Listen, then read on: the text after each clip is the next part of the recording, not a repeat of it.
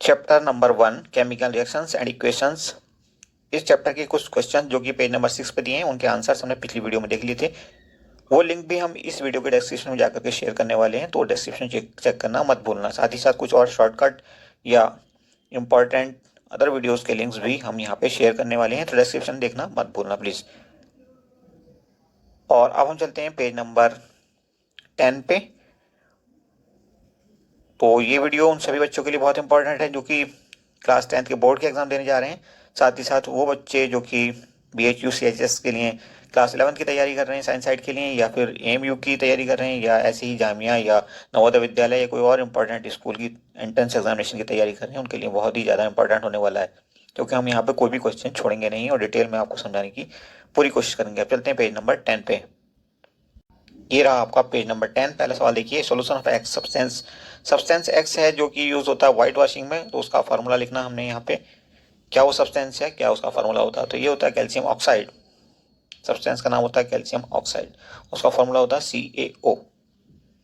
Okay, दूसरा सवाल इसी का पार्ट दूसरा है। देखिए क्या कहता है वो, right the reaction of the substance x named in part 1 with water.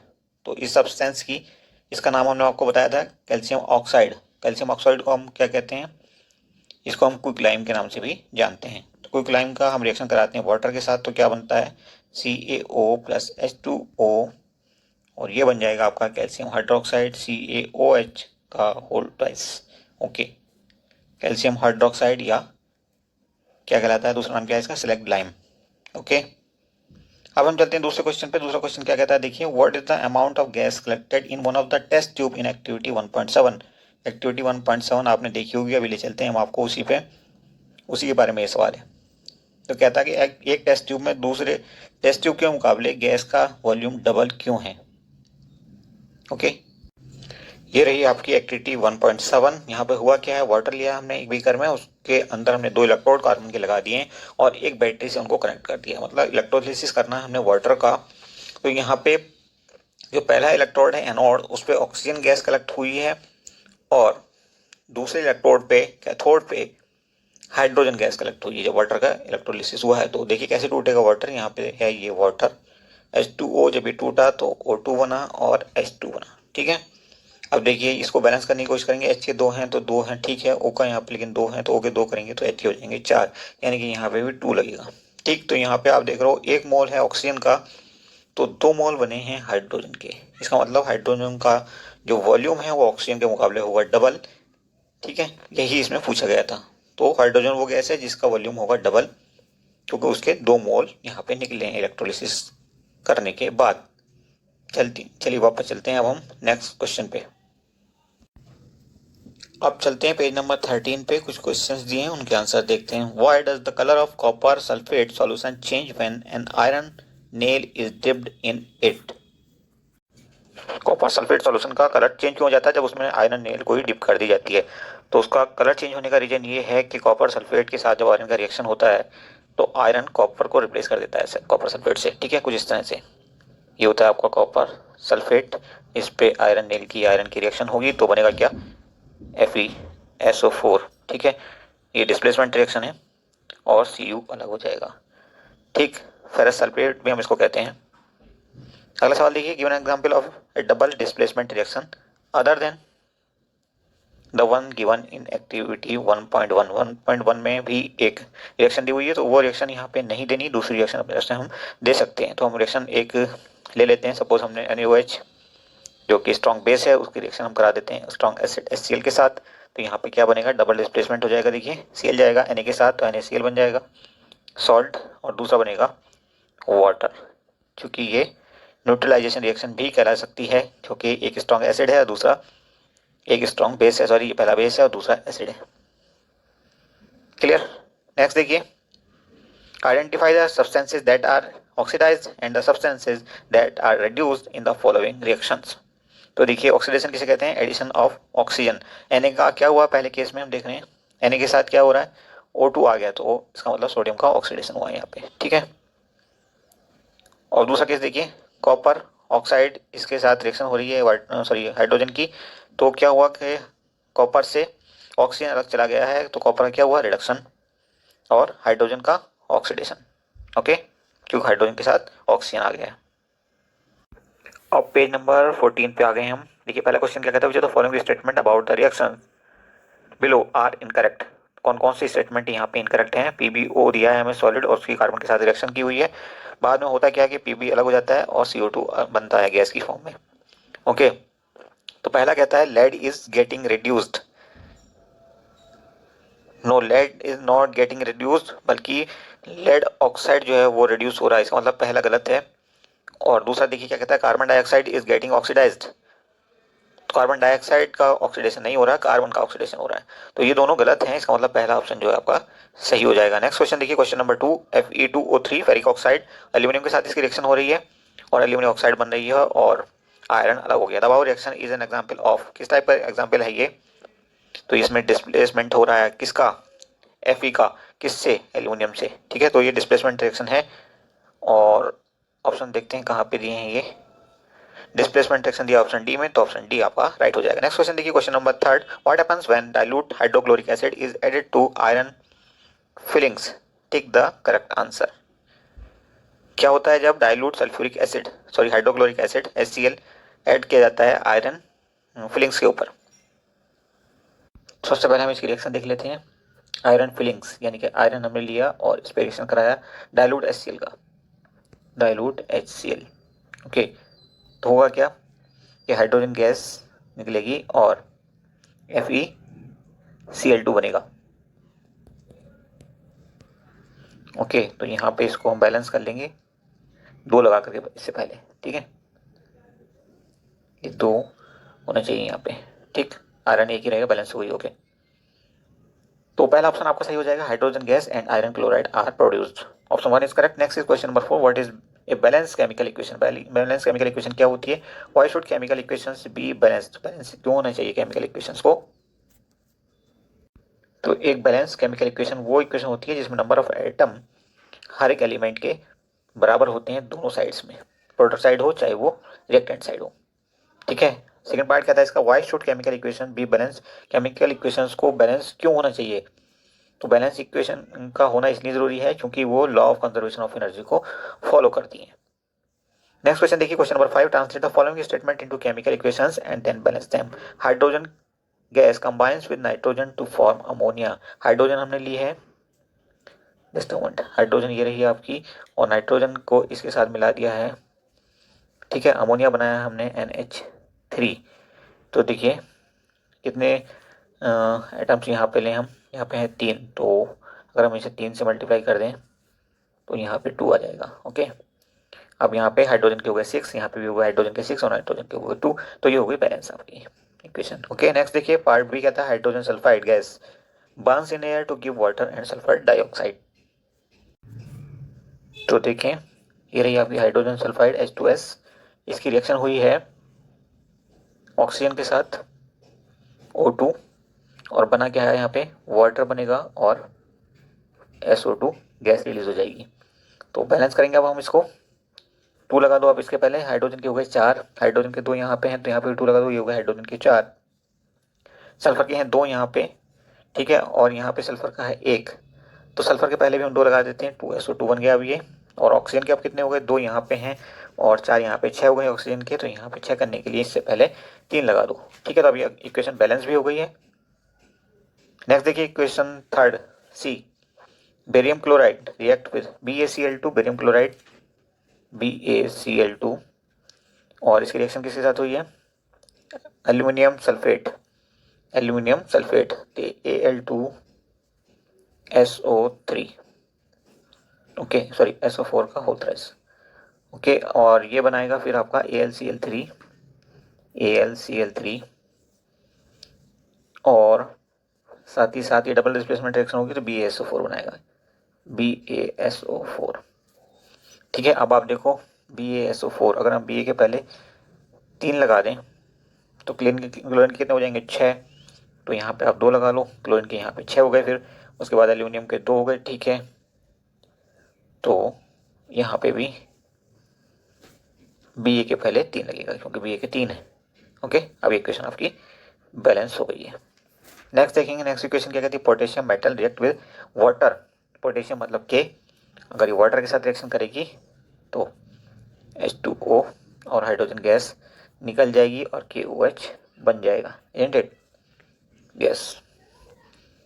तो आप यहाँ पे देख लो बैलेंस है क्या, ये H के 2 हैं ठीक है, लेकिन यहाँ पे H के 3 हो गए, तो यहाँ पे 3H2 कर लो और यहाँ पे 2H2 कर लो, तो 3 2 सॉरी 5 हो गया, नहीं सॉरी 2 2 4 + 1 5 हो गया, और यहाँ पे हो गया 6, 2H2O कर लो यहाँ पे, sorry just a minute, 2H2O, अब वो कितने हो गए, 2H2O और इसको कर लो 2, तो बैलेंस हो गई, ठीक है। अब देखिए पोटेशियम के 2 यहाँ पे 2 लगाने के बाद, और ऑक्सीजन के भी 2, तो ऑक्सीजन के 2 हो गए यहाँ पे, और हाइड्रोजन के हो गए 2 यहाँ पे, ठीक, और हाइड्रोजन के 2 यहाँ पे 4, ठीक है, तो बैलेंस भी हो गई है। नाउ क्वेश्चन नंबर 6 देखिए, balance the following chemical equations, in chemical equations को बैलेंस करना है, तो आप 1 बाय 1 करते चले जाइए। H के कितने हैं यहाँ पे, H के हैं यहाँ पे 1 और यहाँ पे कितने 2, तो देखिए यहाँ पे 2 लगा देंगे आप, और यहाँ पे वाटर के पहले आप 2 लगा दो, तो हाइड्रोजन के 2 हो गए, इधर हाइड्रोजन के 4 हो गए, 2 हाइड्रोजन के यहाँ से हो गए, 2 यहाँ से हो गए, इधर भी 4 हो गए, हाइड्रोजन भी बैलेंस हो गया। नाइट्रोजन देखिए, नाइट्रोजन यहाँ पे अकेला है और यहाँ पे नाइट्रोजन अकेला, अच्छा 2 है यहाँ पे, लेकिन अब यहाँ 2 लग गया तो नाइट्रोजन के 2 हो गए, नाइट्रोजन भी बैलेंस हो गया। अब बचता है ऑक्सीजन, ऑक्सीजन कितने हो गए, 2 3 6 यहाँ पे हो गए, और 2 हो गए 8 हो गए, 8 हो गए, 2 यहाँ पे हो गए और 6 यहाँ पे हो गए, 8 हो गए, तो ये भी हो गया बैलेंस और कैल्शियम भी हो गया बैलेंस, तो ये बैलेंस इक्वेशन आपकी हो गई। चलिए अगली इक्वेशन देखते हैं, बी पार्ट में जो दी है। यस, तो यहाँ पे देखिए सोडियम Na, सोडियम का यहाँ पे है 1 और इधर जाकर के हो गया है 2, तो हम यहाँ पे सोडियम के पहले 2 लगा देते हैं, क्लियर, और अगर यहाँ पे वाटर के पहले 2 लगा दें तो ये भी हो गया बैलेंस। आप देख लेना, बाकी कहीं कोई मिसिंग हो तो बता देना, अदरवाइज वीडियो बहुत लंबा हो जाएगा, तो थोड़ा शॉर्ट करके हम आगे बढ़ें। सी देखिए, सी देखेंगे NaCl का AgNO3 के साथ रिएक्शन हो रहा है, तो क्या बनेगा AgCl और NaNO3, तो ये तो ऑलरेडी बैलेंस है, इसमें कुछ बैलेंस करने की जरूरत नहीं है। देखिए Na बराबर है, Cl भी 1 है, Cl भी 1 है, Ag भी 1 है, ओके NO3 है, ठीक है, बैलेंस ऑलरेडी, इसमें कुछ करने की जरूरत नहीं है। नेक्स्ट डी देखिए, BaCl2 का H2SO4 के साथ रिएक्शन हो रहा है, तो BaSO4 बन गया, ठीक है, Ba भी बैलेंस, SO4 भी बैलेंस, और Cl2 है, Cl यहाँ पे 2 है, तो 2HCl कर दो, HCl के पहले 2 लगा दो, और ये इक्वेशन भी हो गई आपकी balance. Now question number 7, balance chemical equations लिखनी है यहाँ पे हमने, तो पहले के लिए लिखेंगे आप कैल्शियम हाइड्रोक्साइड, यानी कि CaOH का होल ट्वाइस, इसकी रिएक्शन किसके साथ हो रही है, कार्बन डाइऑक्साइड के साथ हो रही है, और बन रहा है हमारे साथ क्या, calcium carbonate CaCO3 plus water 2H2O, ठीक है। तो अब हम बैलेंस करेंगे इसको, तो C के 2 हैं, यहाँ पे 2 लगा दो और यहाँ पे 2 लगा दो, C के बैलेंस हो चुके हैं, कार्बन डाइऑक्साइड के पहले भी 2 लगा दो, इक्वेशन आपकी बैलेंस हो गई है, ठीक है।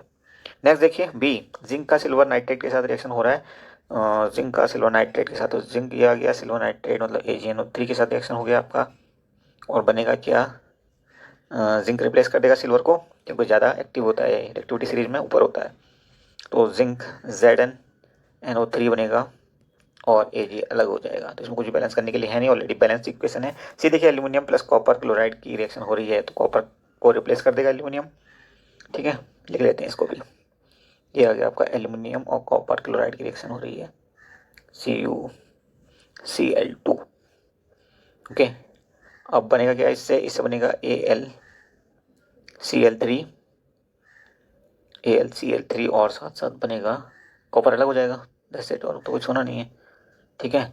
अब कॉपर अलग होगा, इसको बैलेंस आप और कर लो, तो AlCl3, Al इधर एक है इधर एक है, लेकिन Cl गड़बड़ा रहा है, तो Cl के यहाँ 2 है वहाँ पे है 3, तो Al के पहले 2 लगा दो, यहाँ पे भी और यहाँ पे भी। अब यहाँ पे क्लोरीन के हो गए 6, लेकिन यहाँ पे रहे 2, तो यहाँ पे लगा दो आप 3, ठीक है, और कॉपर के पहले भी लगा दो 3, बैलेंस हो गई इक्वेशन।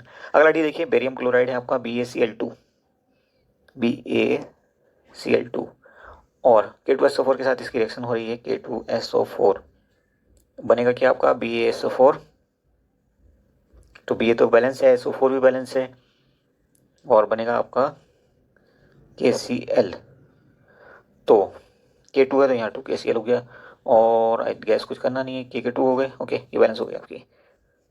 नेक्स्ट देखिए 8 नंबर कहता है right the balance chemical equation for the following and identify the type of reaction in each case.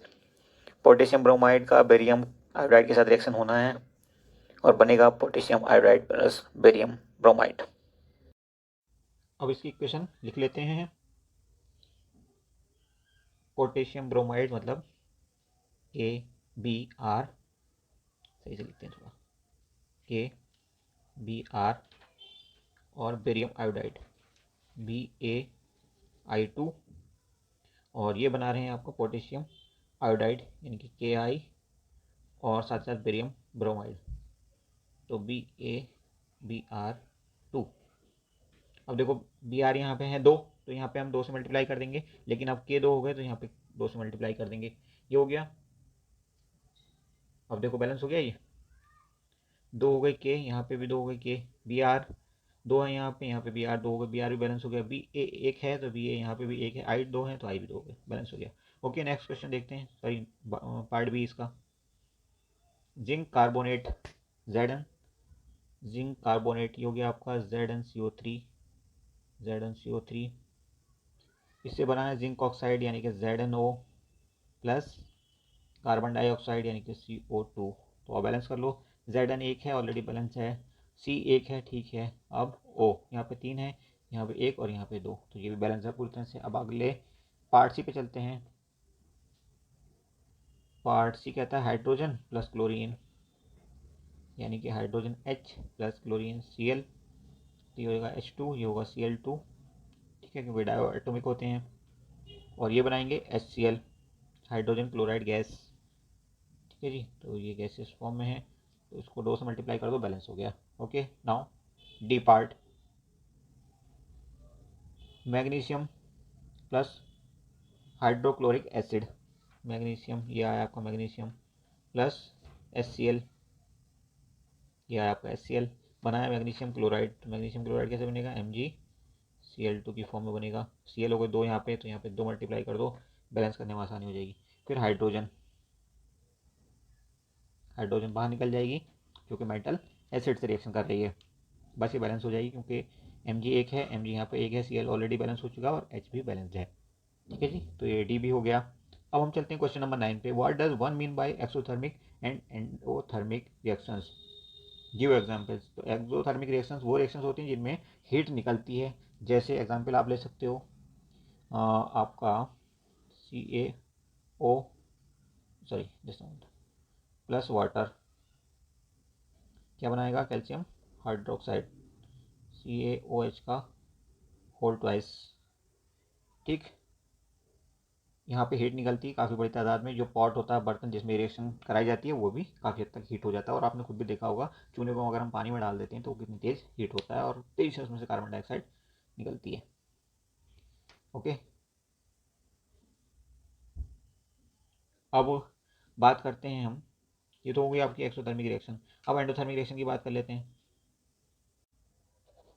Endothermic reaction का एग्जाम्पल ले लेते हैं, जैसे बर्फ़ का पिघलना, तो ये रहा आपका बर्फ़, आइस H2O की फॉर्म में होता है, इसको हीट करेंगे तो हाइड्रोजन गैस की फॉर्म में निकल जाएगी और ऑक्सीजन भी निकलेगी। अब इसको बैलेंस आप कर सकते हो ऐसे हाफ लगा करके, ठीक है। तो ये बैलेंस भी हो गई आपकी इक्वेशन। अब क्वेश्चन नंबर 10 पे चलते हैं। Why is respiration considered an exothermic reaction, explain. तो जो रेस्पिरेशन होता है उसमें क्या होता है, ग्लूकोज मॉलिक्यूल टूटते हैं ऑक्सीजन से रिएक्शन करने के बाद और कार्बन डाइऑक्साइड निकलती है प्लस वाटर निकलता है। तो इसमें जो हीट जनरेट होती है एक्चुअली वही हीट हमारे बॉडी के डिफरेंट कामों को करने के लिए यूज़ होती है, सेल्स को डिस्ट्रीब्यूट हो जाती है और सेल्स तमाम तरह के फंक्शंस जो हैं उसकी मदद से करते हैं, तो वहाँ पे हीट जनरेट होती है, इसीलिए उसको एक्सोथर्मिक रिएक्शन कहा जाता है। उसकी इक्वेशन देख लेते हैं, जस्ट मोमेंट। ये रहा आपका ग्लूकोज C6H12O6, और जब ये टूटेगा इस पर रिएक्शन होगी किसकी, ऑक्सीजन की, ये रही आपकी ऑक्सीजन, तो टूटेगा तो कार्बन डाइऑक्साइड निकलती है आप जानते हो, ठीक है। कार्बन डाइऑक्साइड प्लस वाटर, पानी बनेगा, ठीक है। अब इसको बैलेंस कर सकते हो आप, यहाँ पर 6 लगा दो और 6 है, ये हो गया ओ, हो गया कितना 6, ये है ओ, और 12 ये 18 है ओ, तो यहाँ पे आप लगा दो 6, 12 ये हो गया और 6 यहाँ पे लगा दो, ठीक है। ओ बैलेंस हो गया, ऐसे देख लो आप एच और सी इसी में बैलेंस हो जाएंगे। सिंपल वे यही है इसको याद रखने का कि यहाँ भी 6 लगा दो, यहाँ भी 6 लगा दो और यहाँ भी 6 लगा दो, ये बैलेंस हो जाती है इक्वेशन को बैलेंस करने के लिए अगर आपको कहता है तो, या कहीं पे आपको ये इक्वेशन लिखनी हो तो। रेस्पिरेशन इक्वेशन आपसे कई बार लिखने के लिए कहा जाएगा, तो रीजन से आप याद रख सकते हो इसको। ठीक है, 10th नंबर कंप्लीट हो गया। अब हम 11 नंबर पे चलते हैं। Why are decomposition reactions called the opposite of combination reactions. तो दोनों के एग्जांपल हम लिख लेते हैं और फिर आपको समझ में आ जाएगा क्यों वो एक दूसरे के अपोजिट कहलाते हैं। तो सबसे पहले हम बात कर लेते हैं कि डिकम्पोजिशन रिएक्शन, आपको पता है डिकम्पोजिशन मतलब टूट जाना, तो ये इसका एग्जाम्पल क्या हो सकता है।